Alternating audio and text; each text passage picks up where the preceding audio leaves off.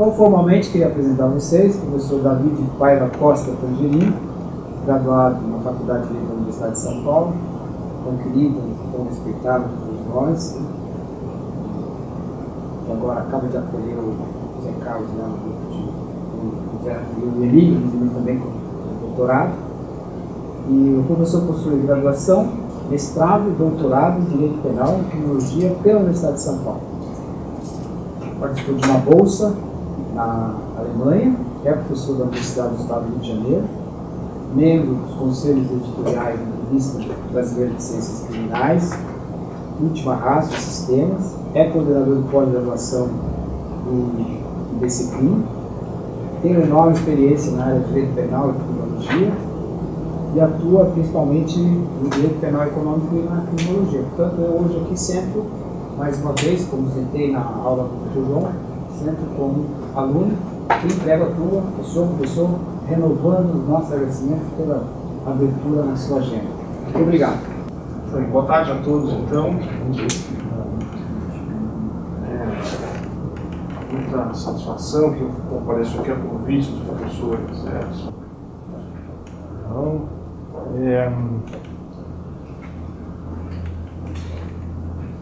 Não tenho. É a primeira vez que estou no CEUB. Morei um ano em Brasília, trabalhei aqui, mas não tinha ligação com a universidade, então fico muito satisfeito por poder estar aqui hoje. E eu imaginava um bate-papo com alunos, uma coisa um pouco mais intimista. Tem professores sentados aqui, gravação, etc. e tal. Vamos ver como é que isso funciona. Né? O trecho que vocês receberam como leitura, se não me engano, é o capítulo 2. Vocês receberam tudo ou só um capítulo? Só o capítulo 2. Só o capítulo 2, não é isso do livro?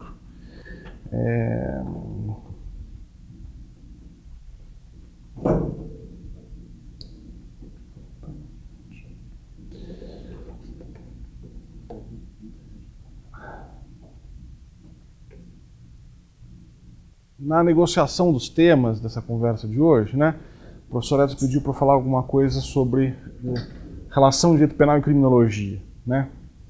E aí, eu achei que esse capítulo aqui fosse pertinente, porque vocês já tiveram curso de penal, certo? Penal 1, 2, pelo menos, né? E não há tempo, nem seria uma estratégia didaticamente possível, de um professor de penal 1 expor o que eu chamo de genealogia do pensamento penal. Né?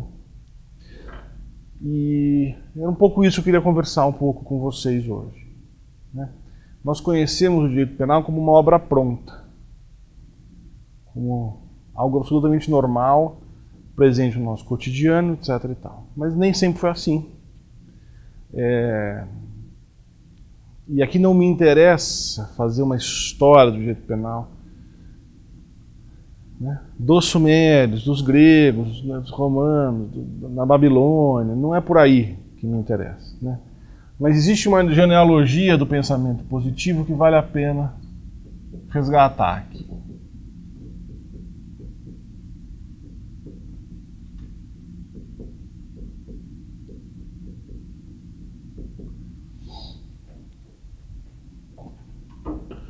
O ruim de eu ter dado o texto para vocês é que vocês vão saber todas as respostas às perguntas que eu vou fazer. Né?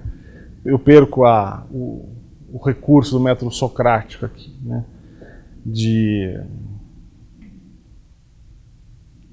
arrancar de vocês as respostas que eu gostaria. Mas para quem lê o texto,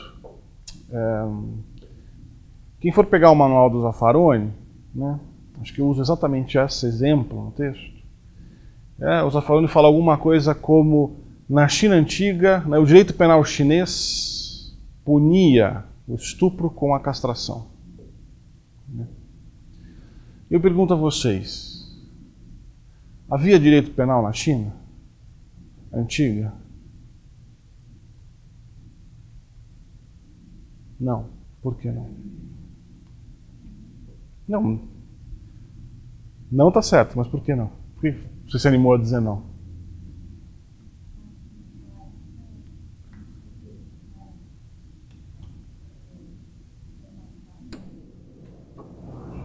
Não é formalizado, não havia um código penal, algo do gênero.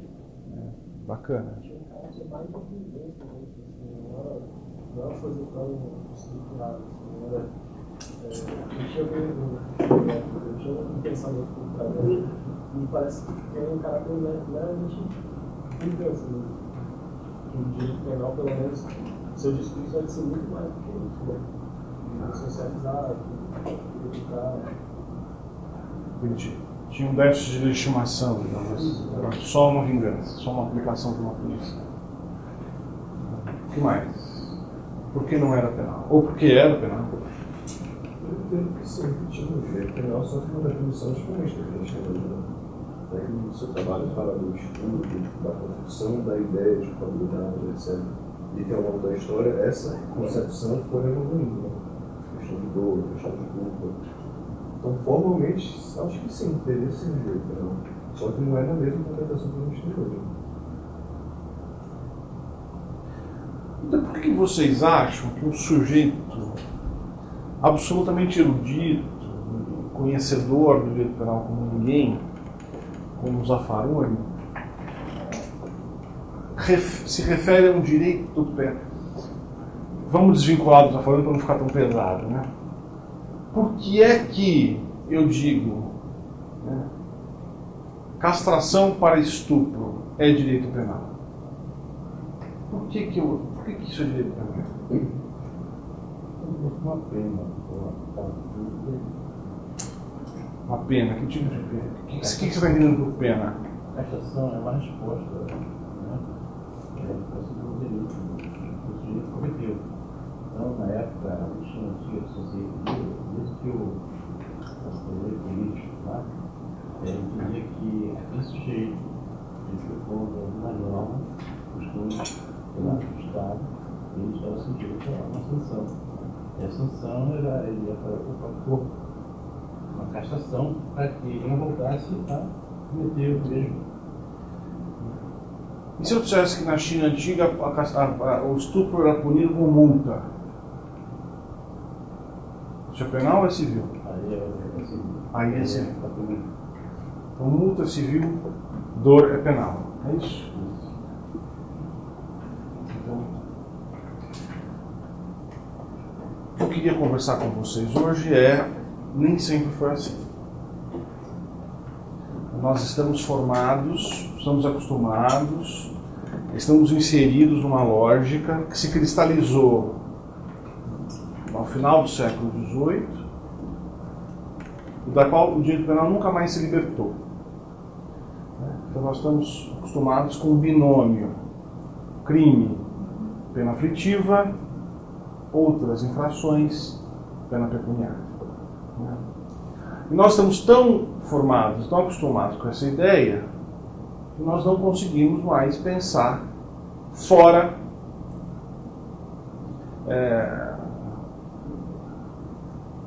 nós estamos... como é que chama isso? Coisa de pegar rato? Estamos presos numa ratoeira de pensamento. Existe um pensador, um criminólogo brasileiro, radicado no Canadá há muitos anos, chamado Álvaro Pires, vocês conhecem? Que ele usa uma analogia muito interessante. A mosca, ela consegue entrar da garrafa. Vocês já repararam que a mosca nunca consegue sair da garrafa?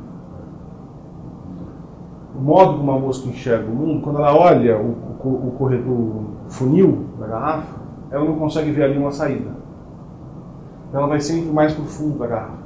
A constituição biológica dela não me permite sair da garrafa. Então, o Álvaro Pires usa esse exato exemplo. Nós somos moscas presas na garrafa do poder punitivo e não conseguimos sair desse modelo. Obviamente eu não consegui tirar a mosca da garrafa na minha tese, mas eu queria pelo menos compartilhar com vocês, conversar com vocês sobre o nascimento do direito penal. E talvez caberá a vocês no futuro, tal qual arqueólogos que vão lá em busca de civilizações antigas, perceber onde é que, em qual encruzilhada humano nós pegamos o caminho que levou ao direito penal e deixamos um outro caminho inexplorado, que talvez valha a pena revisitar. Né? Mas eu queria resgatar aqui qual é o seu nome? André. O André falou na palavra vingança e é com ela que eu queria começar. Vocês já ouviram falar? Vocês já tiveram aula de processo penal? Ou processo qualquer? Processo civil. Não sei se processo civil se fala disso. Vocês já ouviram falar em vingança privada? Sim? Sim. O que é vingança privada? Vingança privada? Você cometeu algum tipo de ofensa a mim, a minha família, e eu mesmo tento compensar essa ofensa, retribuindo essa ofensa. Isso pode ser ou não vingança privada? Como é que você faz isso? Sem interferência do Estado. Sem interferência do Estado, mas... Vamos lá. Eu vou explorar um exemplo bem específico. Né? Então, o meu cavalo... Dizem que cavalo tem medo de cobra, não sei se é mito. Mas imaginemos que esse cavalo específico tivesse medo de cobra. É verdade? É verdade. Ótimo. Então, meu cavalo assustado com uma cobra sai disparada e atropela um parente dele. Desculpa, André. Eu tenho uma lesão cerebral séria e não consigo guardar nada. Atropela um parente do André que morre. Nós estamos na Europa, no século XI. Como é que nós vamos resolver esse conflito? Tudo bem que é sem o Estado, mas e aí? Como é que vai funcionar isso?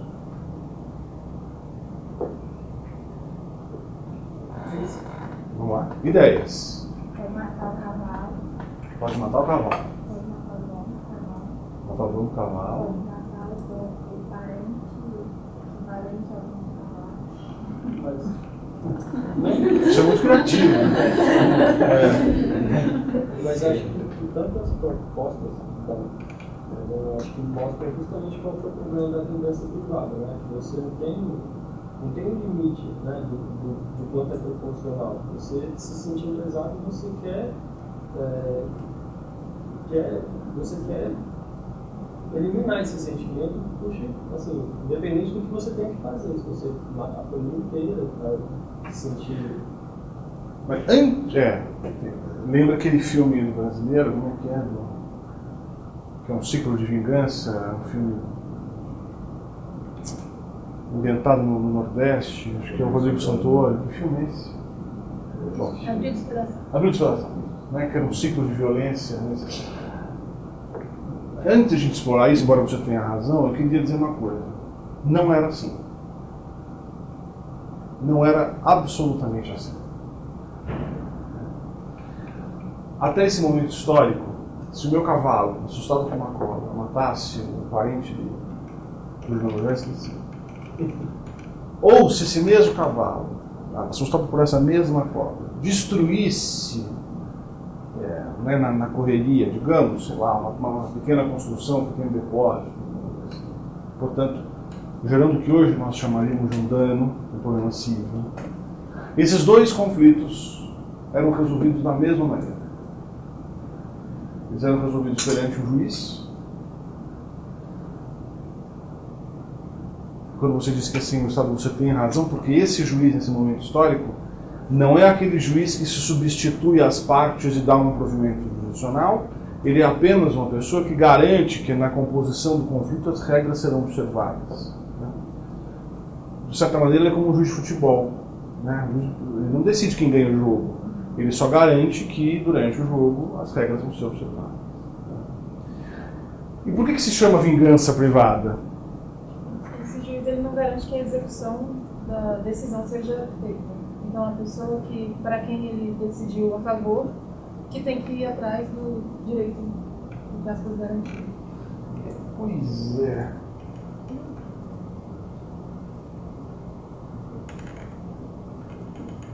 Eu vou dizer para vocês que na raiz latina da palavra vingança está o verbo vindicare.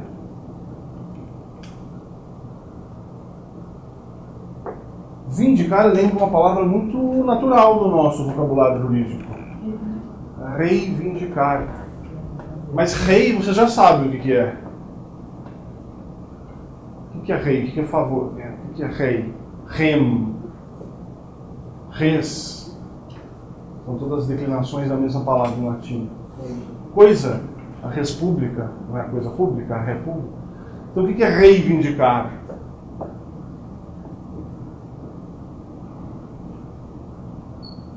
Em português você sabe. O que é reivindicar uma coisa? O que é reivindicar algo? É? Pedir. Pedir uma coisa. Vindicar em latim é pedir. A vingança ficou, não diria mal traduzida, mas ela nos remete à vendetta da máfia, a outra coisa de vingança. Mas a origem da palavra vingança privada é o pedido privado. É o pedido feito pelo clã dele contra o meu clã pela morte acontecida. E por que eu estou dizendo isso? Correndo um risco tremendo de falar de história com um aluno grande. Quando a gente fala a palavra história, libera um enzima no corpo dos alunos e dá um sono imediato. Eu estou correndo esse risco. Porque quando o Zaffaroni diz que a China punia o estupro com a castração e chama isso de penal, o Zaffaroni estava usando uma lente moderna para analisar um fato pretérito. A resposta fundamental de por que não tinha direito penal na China, ou possivelmente não tinha direito penal na China, é porque o chinês, naquele momento, não gradava diferentemente um problema que hoje nós chamamos de penal num problema que hoje nós chamamos de civil. Então, a composição do conflito pela morte do seu parente, Deus me livre e guarde, né? Só um exemplo. Com a resolução do conflito da destruição da sua palhoça na sua fazenda, por ser percebido como conflitos da mesma natureza, tinham o mesmo processo de composição. Uma composição muito parecida ao que hoje nós reconhecemos como uma composição civil. Duas partes, em pé de igualdade, comparecem perante o juiz e chega a uma composição. Essa composição não é a minha morte, a morte do cavalo, a morte de quem quer que seja, muito embora eu consiga entender perfeitamente os motivos que levaram a Mariana a chutar isso, porque isso está marcado a ferro na nossa cabeça, né? Porém, eu ia entregar lá 1, 2, 3 bois para o clã dele, conforme um padrão, inclusive fixo, pré-estabelecido, tabelar que havia nas diversas organizações, regiões da Europa, etc. Por que eu estou contando tudo isso para vocês? Porque houve um momento histórico breve, nem tão antigo assim, tudo bem, 1000 anos atrás, em que não fazia sentido pensar em crime. Não fazia sentido pensar num problema que hoje nós identificamos como criminal, cindido de um problema que hoje nós identificamos como civil. E o interessante seria, então, contar essa história muito abreviadamente e entendermos como é que essa ideia de pena vai surgindo. Certo? Porque se nós não fazemos isso, nós temos a impressão que no 8º dia Deus criou o direito penal. Só esqueceram de botar lá no Gênesis. O direito penal está aí desde que o mundo é mundo. Isso não é verdade. Né? Isso não é verdade. E a humanidade foi bem sem direito penal. Né? Então,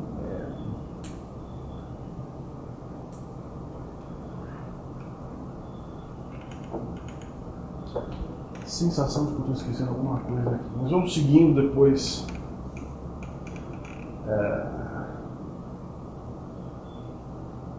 Nós retomamos. Tudo bem. Quem é que aplicava a lei? Então, quem é que aplicava esse procedimento uniforme para problemas que hoje nós chamamos de penal e hoje nós chamamos de civil? Quem tinha poder jurisdicional nesse momento histórico?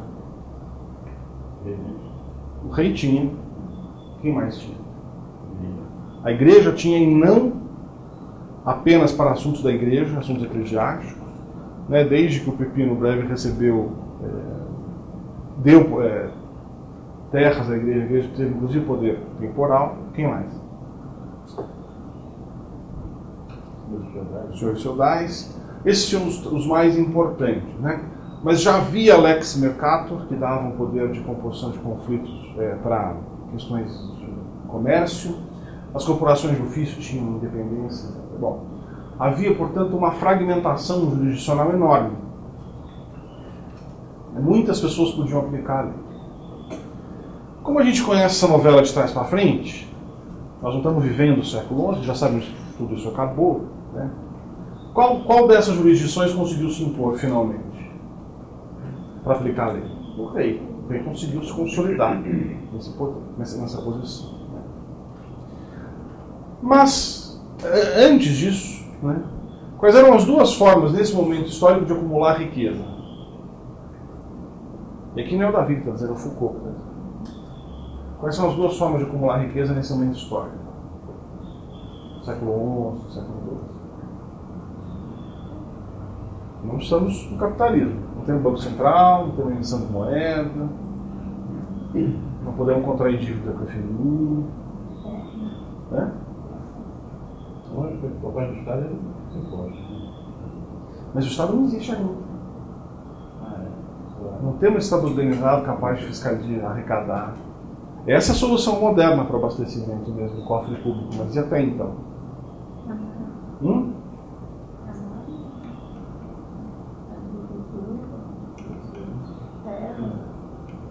Mas a agricultura ela só é riqueza se você puder acumular um excedente e comercializar, porque também não acontecia de maneira importante nesse momento histórico, né? Então, você me deu um exemplo de bem, de riqueza. Mas como é que você obtém a riqueza? Como é que você acumula a riqueza? Transferência do fundo, né? Tudo bem, herança, nem sei como é que funcionava a herança, mas certamente. Mas você não vai enriquecer, no máximo você vai ganhar o que teu pai tinha. Mas como é que você acumula a riqueza? Guerra é uma maneira, mas guerra é uma empreitada com uma série de dificuldades. As pessoas morrem, você precisa regimentar muita gente, né? Você pode perder. Tem uma segunda maneira de ganhar dinheiro nesse momento, né? Essa menos pensável, a administração de taxas judiciárias. O juiz, para aplicar o conflito ali, ele recebia uma quantia, as custas de hoje em dia. Certo? Porque aquilo era uma tarefa, o sujeito tinha que ter uma formação, etc. Muito bem. Então nós tínhamos um player aí nesse cenário que quer fixar o seu poder como o senhor dos senhores feudais, número um, e sabe que, mediante a administração de taxa judiciária, ele acumula riqueza de uma maneira muito mais prática do que fazendo guerra. Certo? Então, o que acontece nesse momento histórico? Os reis, os diversos reis, engajam os seus pensadores, os filósofos, etc. Ele está dizendo, claro que eu estou simplificando, mas ele chega para o Dario e fala, Dario, tá difícil, sabe? A Europa hoje em dia não é o que já foi um dia, rapaz, tudo quebrado, é tudo gente, cada um manda. Eu preciso me faz um parecer aí, uma coisa que me convença as pessoas de que eu que mando nessa história. Né? O Dario, muito dirigente que é, vai buscar no povo imediatamente antecedente, que tinha um sistema jurídico muito complexo e organizado, que eram os romanos. E o que o Dario descobre no Corpus Juris Civilis? Uma coisa chamada direito imperial, que é o tataravô da competência exclusiva do chefe do Poder Executivo. Né? O que dizia essa ideia de direito imperial no Corpus Juris Civilis? Existe um grupo de assuntos que só dizem respeito ao rei. Existe um grupo de assuntos sobre os quais apenas o rei tem interesse, apenas o rei pode, portanto, decidir sobre esses assuntos. É o que se chamou, então, de lista de casos reais.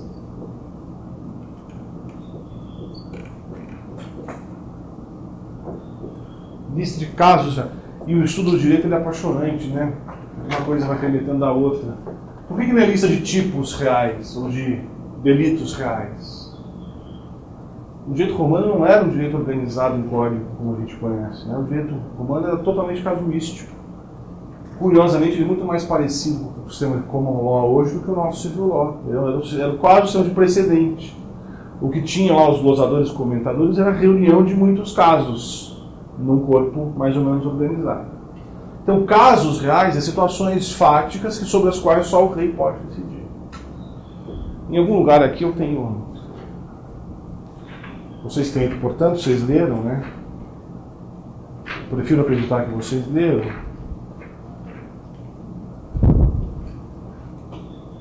Né? A gente pega um exemplo aqui de uma dessas normas lá do Henrique VII na hoje Alemanha.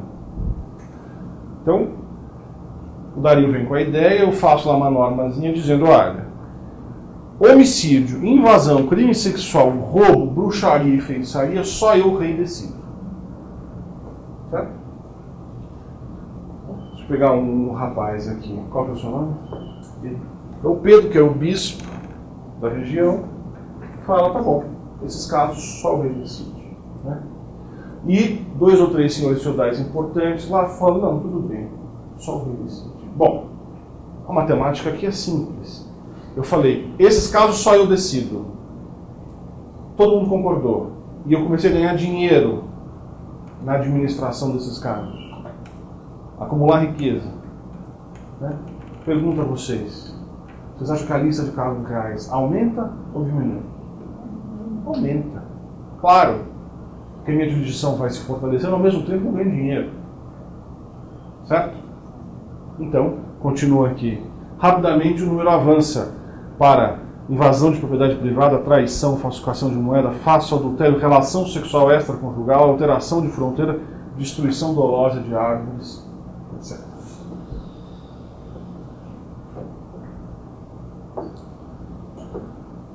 Só que nessa nova configuração de que, então existe um grupo de casos que dizem respeito ao rei, vocês vão de convir comigo que já não adianta mais, no caso de invasão de propriedade, por exemplo, eu, invasor, me sentar com o clã do invadido e resolver o conflito. Quem não foi contemplado aqui? O rei. Né? Nesse momento, essa relação ela precisa ser triangularizada. O rei precisa ser contemplado no procedimento jurisdicional. Agora, o rei consegue estar presente em todas as causas? Não. Então, ele se faz presente por meio de um representante, de um procurador, que é o tataravô de quem? Quem que hoje representa o rei nos conflitos penais? Né? Não, o juiz julga. Quem é que representa o soberano na causa penal? O Ministério Público. É o tataravô do promotor, do procurador, conforme o caso. Isso vai ter uma repercussão. Hoje nós não vamos falar de culpabilidade, que é o tema que eu curto na tese, mas fica a reflexão para vocês.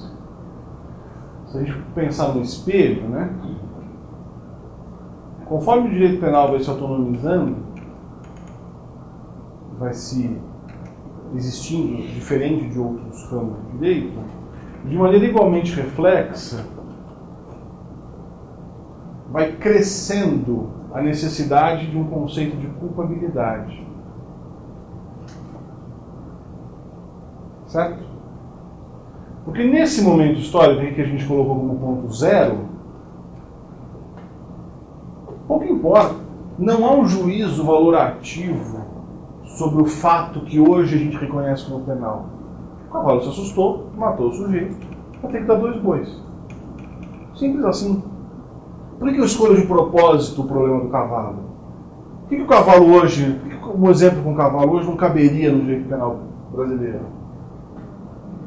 O cavalo não é imputável. E tem imputabilidade por ricochete? Eu posso responder pelo crime do cavalo? Não.